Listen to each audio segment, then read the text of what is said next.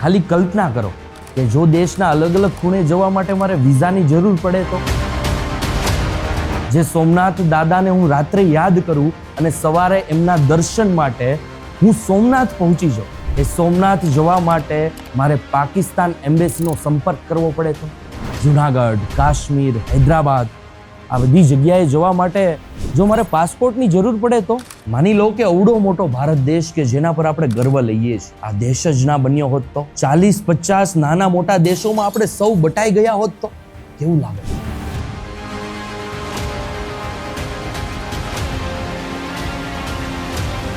દુનિયાના અલગ અલગ દેશો પોતાની એક ભાષા, પોતાનો એક ધર્મ કે પોતાની એક સંસ્કૃતિ લઈને બન્યા છે. ભારત એક જ એવો દેશ છે કે જ્યાં વિવિધ ભાષાઓ છે, વિવિધ ધર્મો છે અને વિવિધ સંસ્કૃતિઓ છે, અને આ બધું જ આપણને સૌને દિલથી વાલું છે. આપણે આજે સુરક્ષિત છીએ, સાથે તહેવારો ઉજવીએ છીએ, સાથે સપનાઓ જોઈએ છીએ. આ બધું જો કોઈના કારણે શક્ય બન્યું હોય તો એ એક મહાન પુરુષના ત્યાગ અને સમર્પણના કારણે શક્ય બન્યું છે. એક એવા મહાપુરુષ કે જેમણે પોતાનું જીવન સામાન્ય વ્યક્તિની જેમ જીવ્યું. કપડાં, રહેણી કહેણી અને સુવિધાઓ બધું જ સામાન્ય, પણ મનોબળ લોખંડી અને સંકલ્પ અડંગ રાખ્યો. જેમણે પોતાના પરિવારને કહી દીધું હતું કે મારા નામનો ક્યારેય દુરુપયોગ ના કરતા, મહેનતથી કમાજો અને મહેનતથી ખાજો, ક્યારેય મારા નામનો કે મારા પદનો દુરુપયોગ ના કરતા. વ્યક્તિ જ્યાં લગી જીવ્યા ને ત્યાં સુધી આ દેશના લોકોનું જ વિચારતા રહ્યા. જ્યારે મહિને કરોડો કમાવાની સ્થિતિ હતી છતાં પણ એમને મોટી ચિંતા તો એ જ હતી કે આ દેશનો હરેક નાગરિક આ દેશની અંદર શાંતિથી, સુકૂનથી શ્વાસ લઈ શકે અને પોતાનું જીવન જીવી શકે. સ્વતંત્રતા સમયે જો એ 562 રજવાડા એક ના થયા હોત તો આજે આઝાદીના 79 વર્ષે આપણે કદાચ ગુલામીમાં સપડાઈ ગયા હોત. પણ એ 562 રજવાડા એક થયા અને આ અખંડ ભારતનું નિર્માણ થયું, જેના કારણે આજે આપણે શાંતિથી શ્વાસ લઈ શકીએ છીએ, શાંતિથી જીવી શકીએ છીએ. અને આ બધું શક્ય બન્યું આ દેશને મળેલા એક મહામાનવના કારણે. મહામાનવ, યુગ પુરુષ, એકતાનો દીવો પ્રજ્વલિત કરનાર, સૌના સરદાર, સરદાર વલ્લભભાઈ પટેલ.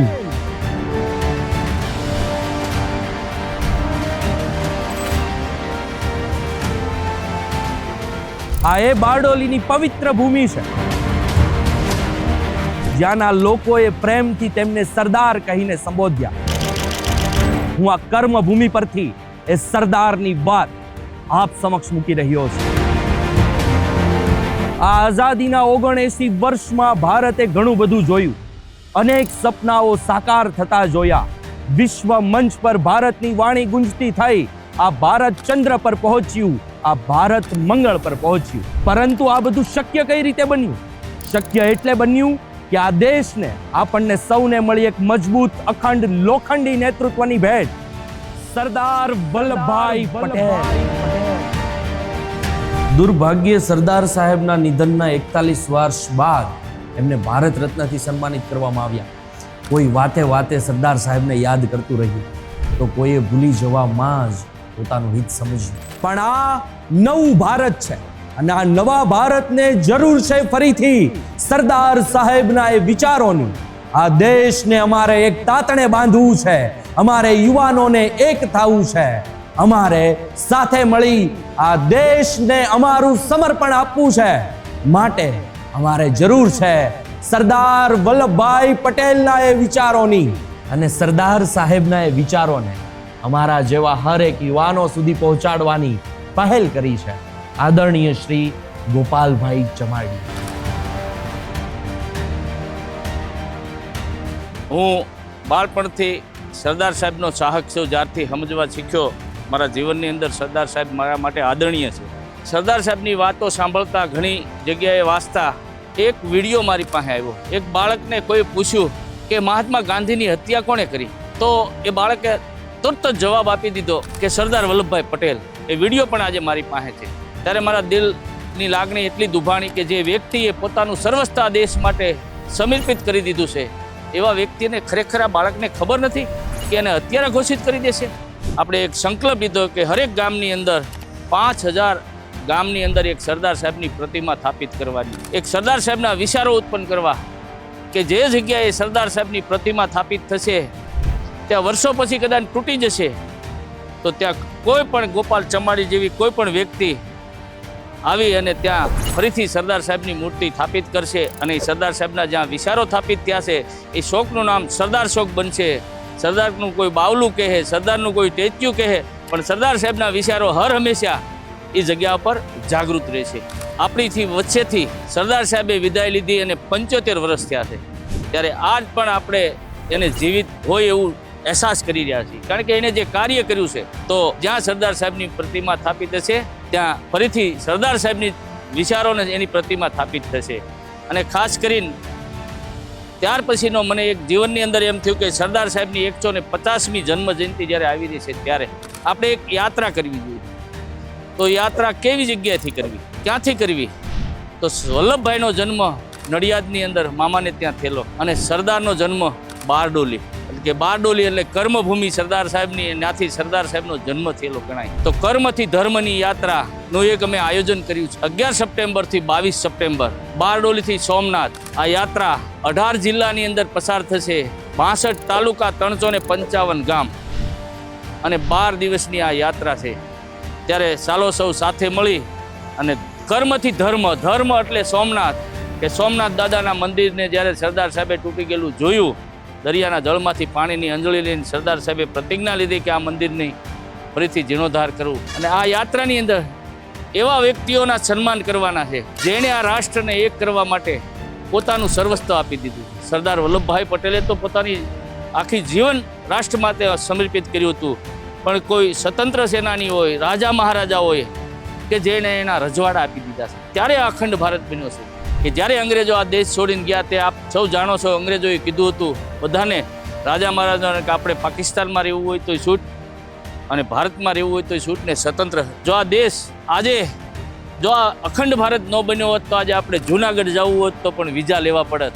હૈદરાબાદની સ્થિતિ શું હતી, કાશ્મીરની સમસ્યા શું હતી, હું સૌને વિનંતી પણ કરું છું બે હાથ જોડીને, આ એવા વ્યક્તિની યાત્રા છે કે જેણે દેશ માટે પોતાનું સર્વસ્વ આપી દીધું છે, એવા સરદાર વલ્લભભાઈ પટેલની યાત્રા. તો આપ સૌ આ યાત્રાની અંદર જોડાવ અને જ્યાં જ્યાં સરદાર સાહેબના વિચારો ગામડે ગામડે ઘર ઘર સુધી પહોંચાડીએ. આ યાત્રાની અંદર લોકોના સન્માન થાય, સરદાર સાહેબની વાતો થશે કે જેણે જેણે દેશ માટે પોતાના ગામ રાજ આપી દીધા છે એવા પરિવારના વ્યક્તિઓના અહીંયા સન્માન કરવામાં આવશે.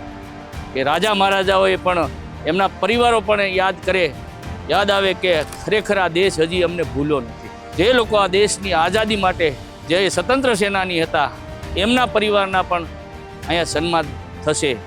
અને જે વીર જવાનો જે આપણી બોર્ડર ઉપર આજ પણ શહીદ થયા હોય અને આ રૂટની અંદર આવતા હોય, વીર જવાનોના પરિવારના પણ સન્માન થશે.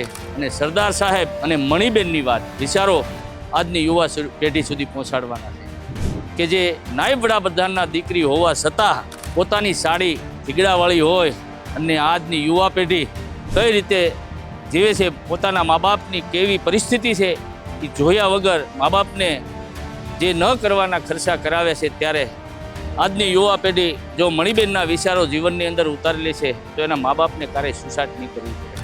તો સરદાર સાહેબના અને મણિબેનના વિચારો અને રાષ્ટ્ર એકતાની વાત છે. રાષ્ટ્ર એકતાની વાત, જે સરદાર સાહેબે રાષ્ટ્ર એકતા માટે જે કાર્ય કર્યું હતું, તો નાતી જાતિના વાડાથી પાર રહી આ રાષ્ટ્રને એક કરવા માટેની આ યાત્રાની, કર્મથી ધર્મની યાત્રામાં સૌ જોડાવ. ભાવો, બધાને વંદન. જય સરદાર. આ યાત્રા બારડોલીથી લઈ સોમનાથ સુધીનો પ્રવાસ નથી, કર્મથી લઈ ધર્મની યાત્રા છે, ભાવ યાત્રા છે. અમારો એક પ્રયત્ન છે યુવાનો સુધી એ વાત પહોંચાડવાનો કે સરદાર વલ્લભભાઈ પટેલ વગર આ અખંડ ભારતની કલ્પના પણ નકામી છે. ચાલો સરદાર સાહેબની 150મી જન્મ જયંતિએ સૌના સરદાર, જય સરદારના નારા સાથે સરદાર સન્માન યાત્રામાં જોડાઈએ અને યુવાનો સુધી સરદાર સાહેબના વિચારોને પહોંચાડીએ.